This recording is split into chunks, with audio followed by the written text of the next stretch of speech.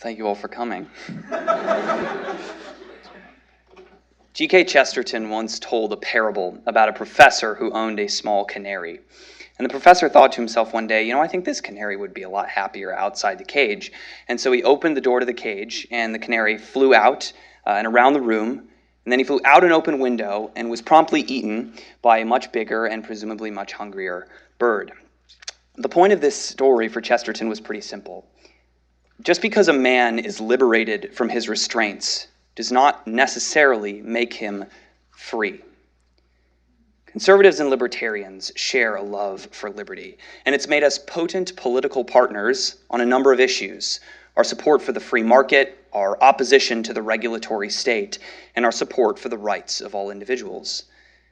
But where we disagree, and where the crux of this debate lies, is over the nature and extent of that freedom. The question of tonight's debate is not should we desire freedom, but rather what kind of freedom should we desire? We conservatives think we have a few answers. Conservatism, as a political philosophy, is animated by the principle espoused in the preamble to our Constitution. The goal of government is to secure the blessings of liberty for ourselves and our posterity.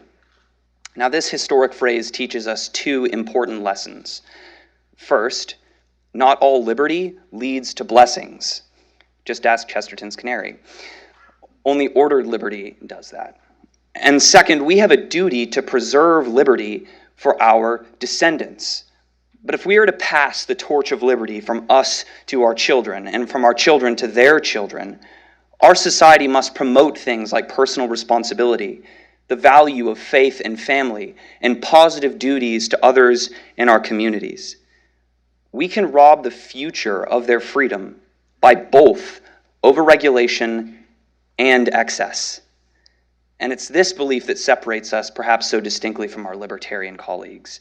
Libertarianism is an ideology that seeks to maximize freedom and government insofar as it protects that freedom. In their minds, the sum and substance of all political philosophy is, let me do what I want, and I'll let you do what you want.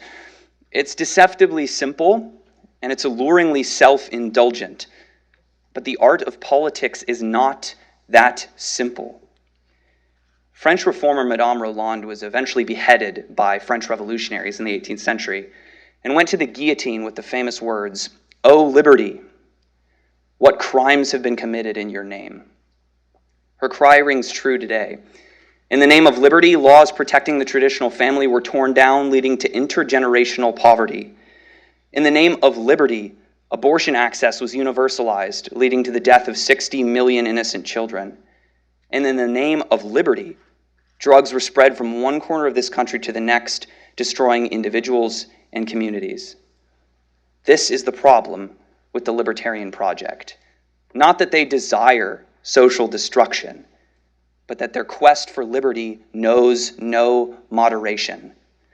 Simone Weil said that order was the first need of the soul and therefore the first need of society. Hers is the wisdom of the ages. In the end, conservatism better protects liberty because it creates the kind of society where liberty can thrive.